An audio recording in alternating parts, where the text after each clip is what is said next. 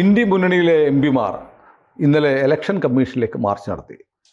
പ്രിയങ്ക ഗാന്ധിയും സംഘമൊക്കെ ബസ്സിലിരുന്ന് പാട്ടുപാടി ആഘോഷിച്ചു പോകുന്നു. മഹുവ മൊയ്ത്ര ബോധം കെട്ട് വീഴുന്നു.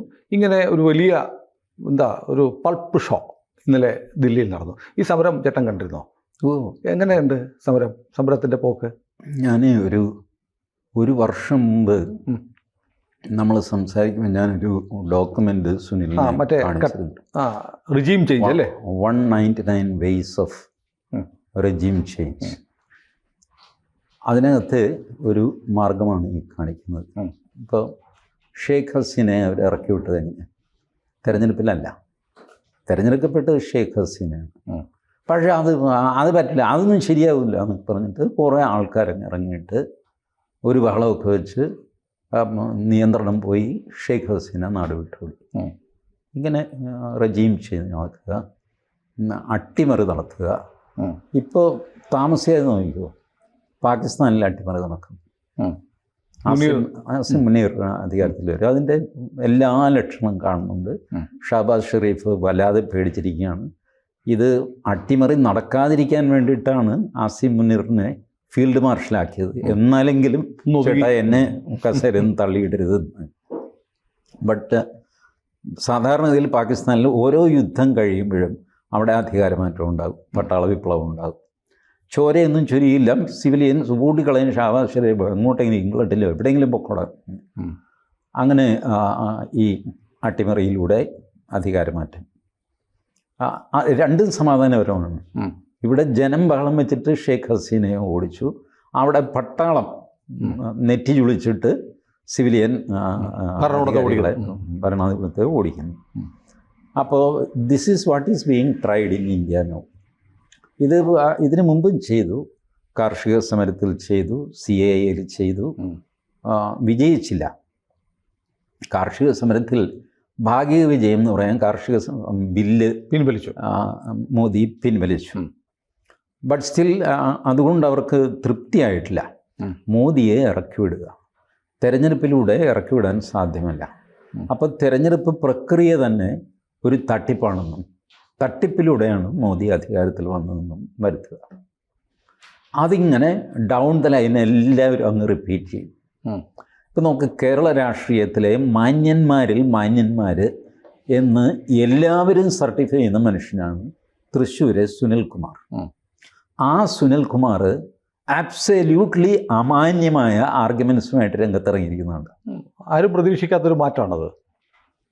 ആബ്സല്യൂട്ട്ലി അമാന്യമാണ് എന്ന് സുനിൽകുമാറിനും ബോധ്യമുണ്ട്. ബട്ട് ഈ ഫ്ലോയിൽ ഇങ്ങനെ ഇവരെ തള്ളിമറിച്ചിടാം. ഇന്നിപ്പോൾ ശിവൻകുട്ടി പറഞ്ഞിരിക്കുന്നുണ്ടല്ലേ, തൃശ്ശൂർ ഉപതെരഞ്ഞെടുപ്പ് നടത്തണം. This is there demand. അതായത് ഞാൻ ജയിച്ചില്ലെങ്കിൽ ഇവിടെ ഉപതെരഞ്ഞെടുപ്പ് നടത്തണം. ഞാൻ ജയിച്ചില്ല, അതുകൊണ്ട് മോദി താഴെ ഇറങ്ങണം, ഞാൻ കയറിയിരിക്കും. ഉപതെരഞ്ഞെടുപ്പ് എന്ന് പോലും രാഹുൽ ഗാന്ധി പറയില്ല, കാരണം തെരഞ്ഞെടുപ്പ് നടത്തിയാലും ഇങ്ങനെ അധികാരത്തിൽ വരില്ല. So he will say that അതൊന്നും വേണ്ട, ഞാനാണ്. ഇത് കഴിഞ്ഞ തവണ ട്രംപ് തോറ്റ തെരഞ്ഞെടുപ്പുണ്ടായിരുന്നല്ലോ ബീഡൻ്റെ അടുത്ത്. അതിലെ വോട്ടെണ്ണൽ നടക്കുമ്പോൾ ട്രംപ് ഇടയ്ക്ക് വെച്ച് ഉച്ചയായപ്പോൾ ട്രംപ് പ്രഖ്യാപിച്ചു, വോട്ടെണ്ണൽ മതി, ഞാൻ ജയിച്ചു. പുള്ളി അങ്ങ് പ്രഖ്യാപിക്കുക, ഞാൻ ജയിച്ചിടാം, നിർത്തണം, വോട്ടൊന്നും എണ്ണണ്ട. അല്ല ചേട്ടാ, എണ്ണി തീർന്നില്ല, അത് എണ്ണിയതൊക്കെ മതി, ഞാനും ജയിച്ചു. എന്നിട്ടാണ് ക്യാപിറ്റലിലേക്ക് ആൾ കയറിയത്.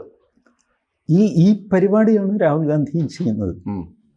അല്ലാതെ നിങ്ങൾ വിചാരിക്കുന്ന പോലെ ഇപ്പം മോദി അങ്ങ് രാജിവെച്ചു എന്ന് വെച്ചോ, ഇവരുടെ ഈ ബലപ്രയോഗം കാരണം ഇവർ തെരഞ്ഞെടുപ്പിലേക്ക് പോവില്ല. തെരഞ്ഞെടുപ്പിൽ ഇവർക്ക് വിശ്വാസമില്ല, പ്രശ്നമാണ്. അതുകൊണ്ട് ഇവർ നേരെ സിംഹാസൻ ഖാലി കറോ ജനത ആയി ഹെ. ശരി, സിംഹാസനം അങ്ങ് കാലിയാക്കി, ഈ ജനത 140 കോടിയും കയറിയിട്ട് ഒരു കസേരയിൽ ഇരിക്കാൻ പോവുക, എന്തൊരു ബഹളമായിരിക്കും. ഈ പരിപാടിയാണ് ഇപ്പം നടന്നുകൊണ്ടിരിക്കുന്നത്. ഇത് വിജയിക്കുമോ? അതാണ് ഞാൻ കഴിഞ്ഞ ദിവസവും പറഞ്ഞത്. വിജയിക്കുമോ എന്ന് ചോദിച്ചു കഴിഞ്ഞാൽ it is an attempt several times. ഈ അപ്പുറത്ത് സംഘപരിവാറിൻ്റെ കേരളത്തിലെ അറ്റംപ്റ്റ് കണ്ടിട്ടില്ല. എത്ര വർഷമായിട്ട് അവർ ഒരേ സ്ട്രാറ്റജി, ചില ടാക്ടിക്സ് മാറ്റും എന്നുള്ളതല്ലാതെ സംഘപരിവാറിൻ്റെ ഐഡിയോളജി മാറാതെ ഇങ്ങനെ യുദ്ധം ചെയ്യുന്ന കണ്ടിട്ടില്ല. ഏതെങ്കിലും ഒരു ദിവസം ഈ പാറ പൊട്ടും എന്ന് വിചാരിച്ചിട്ട് അതുപോലെ ഇവർ തുടങ്ങിയിരിക്കുകയാണ്. ഇപ്പം നാളെ കുറേയായി പൊട്ടുന്ന. ഇതിലാകെ സംഭവം എന്താണെന്ന് വെച്ചാൽ ഇവരുടെ തലപ്പത്ത് രാഹുൽ ഗാന്ധിയാണ്. അതാണ് മോദിയുടെ ഒരു ഭാഗ്യം. രാഹുൽ ഗാന്ധി ഇപ്പം ഈ വലിയ വീരസ്യൊക്കെ പറയുന്നില്ലേ, അടുത്ത ആഴ്ച പുള്ളി ഒരു ഒറ്റ പോക്കങ്ങ് പട്ടായക്ക് പോകും. പിന്നെ 10 ദിവസത്തേക്ക് പുള്ളിയെ കാണില്ല. ഈ 60 ദിവസം സുനിൽകുമാറിന് തൃശ്ശൂരിൽ നിന്ന് മുങ്ങാൻ പറ്റുമോ? സുനിൽകുമാറിന് മുങ്ങാൻ പറ്റില്ല. ഇപ്പോൾ സുനിൽകുമാർ വഴിമാറി നടക്കേണ്ടി വരും. ഈ കെ അനീഷ് കുമാറിനെ കാണുമ്പോൾ വഴിമാറി നടക്കും. ഈ ഗതികളാവും. കാരണം സുനിൽകുമാറിന് അല്ലെങ്കിൽ തിരഞ്ഞെടുപ്പ് പെറ്റീഷൻ കൊടുക്കായിരുന്നല്ലോ ഹൈക്കോടതിയിൽ. കൊടുത്തില്ല, ഇനി കൊടുക്കാനും പറ്റില്ല, സമയം കഴിഞ്ഞു. 45 ദിവസം കൊടുക്കണം. അപ്പോൾ ഇത് ചെയ്യാതെ വെറുതെ ബഹളം വെച്ച് അധികാരം പിടിച്ചെടുക്കുക, ഇതാണ്. ഇതേ സാധനം കോൺഗ്രസ് പിണറായി വിജയനെതിരെ നടത്തി നോക്കണം. അപ്പോൾ സുനിൽകുമാറിന് തിരിച്ചു പറയേണ്ടി വരും. കോൺഗ്രസ് അത് ചെയ്യും. കോൺഗ്രസ് ഈ ഡൽഹിയിൽ ഇത് ഏകദേശം നമുക്ക് കുഴപ്പമില്ല. ഈ ഫോർമാറ്റ് നാളെ സെക്രട്ടേറിയറ്റിൽ നിന്നവർക്ക് ഇവരെ നടത്തും. ഇവർ ഓൾറെഡി വി ഡി സതീശനൊക്കെ വോട്ടർ പട്ടികയിലെ ക്രമക്കേടെന്നൊക്കെ പറഞ്ഞ് ആരോപിച്ച് നിൽക്കുക. അപ്പുറത്ത് അനൂപ് ആൻ്റണിയുണ്ട്. 2 പേരും ഈ ചെണ്ട കൊട്ട് 2026 നിയമസഭാ തെരഞ്ഞെടുപ്പിന് മുമ്പ്, ചിലപ്പോൾ പഞ്ചായത്ത് തിരഞ്ഞെടുപ്പിന് മുമ്പ് തന്നെ ഈ ബഹളം നടക്കും. മറ്റേ പുള്ളിക്ക് മോദിയെ സമയത്തോളം ഇനി 2029 നോക്കിയാൽ മതി. അതുവരെ ഈ സമരം ഇവർക്ക് സസ്റ്റെയിൻ ചെയ്യാൻ പറ്റില്ല. കുറേ കൂടെ സ്ട്രോങ് ആയിട്ട് നേരിട്ട് കഴിഞ്ഞാൽ ഒട്ടും സസ്റ്റെയിൻ ചെയ്യാൻ പറ്റില്ല. തല്ലും മടിയൊക്കെ ആയിന്ന് വെച്ചോ, എന്ത് ചെയ്യുന്നതാണ് കോൺഗ്രസ്? എത്ര ആളുണ്ടെന്ന് വിചാരം.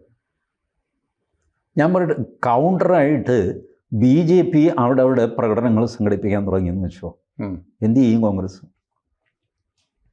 കോൺഗ്രസ് ഊതി വീർച്ച് കൊണ്ടുവന്ന ബലൂൺ ആ KN രാജണ്ണ എന്ന് പറയുന്ന മനുഷ്യൻ ടപ്പെന്ന് പറഞ്ഞ് പൊട്ടിച്ചോളാം. അയാളെ പുറത്താക്കുകയും ചെയ്തു.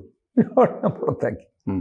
അയാൾ സത്യമാണെന്ന് പറഞ്ഞാൽ ഈ വോട്ടർ പട്ടിക ഉണ്ടാക്കിയത് നമ്മളാണെന്നേ. അന്നേ അറിയാം ഇത് ഒരുപാട് കൃത്രിമമൊക്കെ ഉണ്ട്. അന്ന് ആരും ഒന്നും മിണ്ടിയില്ല. തോറ്റു കഴിഞ്ഞു, തോറ്റിട്ടും ഒന്നും മിണ്ടിയില്ല. തോറ്റു കഴിഞ്ഞ് പിന്നെയും 1.5 വർഷം കഴിയുമ്പോഴാണ് അവിടെ വാചകടിക്കുന്നത്. ഇതെന്ത് പിന്നെ അത് ഉടനെ പുള്ളിയെ പുറത്താക്കി. അതാരെങ്കിലും ചർച്ച ചെയ്യുന്നുണ്ടോന്ന് നോക്കിയാൽ ഒരു ഹെഡ്ലൈൻ എഴുതി കാണിച്ചോ? അതല്ല, അതാരും കണ്ടില്ല. ഏറ്റവും വലിയ കാര്യം ഈ മഹാദേവപുര എന്ന് പറയുന്നത് ബാംഗ്ലൂർ സെൻട്രൽ, അവിടെ 4-4 ആണെന്നുള്ളത് ഒരു മാധ്യമവും പറയില്ല. കാട്ടിക്കിടിച്ചാൽ പറയില്ല. കാരണം രാഹുൽ ഗാന്ധിയുടെ ബേസിക് ഫിഗറെ തെറ്റിപ്പോയി. അത് പക്ഷേ മലയാള മാധ്യമങ്ങൾ പറയില്ല. ഞാൻ കണ്ടു, ശ്രീ പത്മനാഭൻ ബഹളം വയ്ക്കുന്നു, കെ അനീഷ് കുമാർ ബഹളം വയ്ക്കുന്നു, 4 യുവരാജ് ഗോകുൽ പറയുന്നു, സ്മൃതി പരുത്തിക്കാട് പറയുന്നു. ഞാൻ ചോദിച്ചതിന് സമാധാനം പറയാം.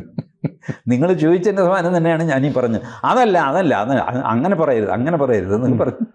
അതല്ലാതെ അത് രാഹുൽ ഗാന്ധിക്ക് തെറ്റിപ്പോയതാണ്, അല്ലെങ്കിൽ തെറ്റിപ്പോയി, എന്തുകൊണ്ട് തെറ്റിപ്പോയി എന്ന് കോൺഗ്രസിനോട് ചോദിക്കും. ഈ ചോദ്യം അവർ ചോദിക്കില്ല. അല്ല, തെറ്റിപ്പോയിട്ടും നമ്മുടെ തോമസ് ഐസക്ക് ഇന്നലെ മഹാദേവപുരയിലെ മാത്രം പറഞ്ഞുകൊണ്ടൊരു പോസ്റ്റ് ഇട്ടു ഫേസ്ബുക്കിൽ. അത് ഒരു കൂസലുമില്ലാതെ കള്ളം പറയുക. ഇതൊക്കെ ആ 199 ടെക്നിക്സിലുള്ളതാണ്. പക്ഷേ ഈ 199 എത്രയെങ്കിലും ആട്ടെ, അതിനകത്ത് പറയുന്ന പോലെയുള്ള സമരം ഇപ്പം നടക്കുന്നത്. പക്ഷേ നമ്മുടെ ഈ സമരം ഇന്ത്യയിൽ നടക്കുന്നു. നമ്മുടെ ചുറ്റുമുള്ള കാലാവസ്ഥ, രാഷ്ട്രീയ കാലാവസ്ഥ അത്ര നല്ലതല്ല. പാകിസ്ഥാൻ, ബംഗ്ലാദേശ്, ശ്രീലങ്ക ഒന്നും മയപ്പെട്ടെങ്കിലും ശ്രീലങ്കയും ശരിയല്ല. അങ്ങനെ ചുറ്റും നമ്മുടെ ശത്രുക്കൾ നിൽക്കുന്നു. ഇപ്പോൾ മാവോയിസ്റ്റുകളെ മാർച്ച് 31 അടുത്ത വർഷം തീർക്കുമെന്ന് അമിത്ഷാ പറയുന്നു.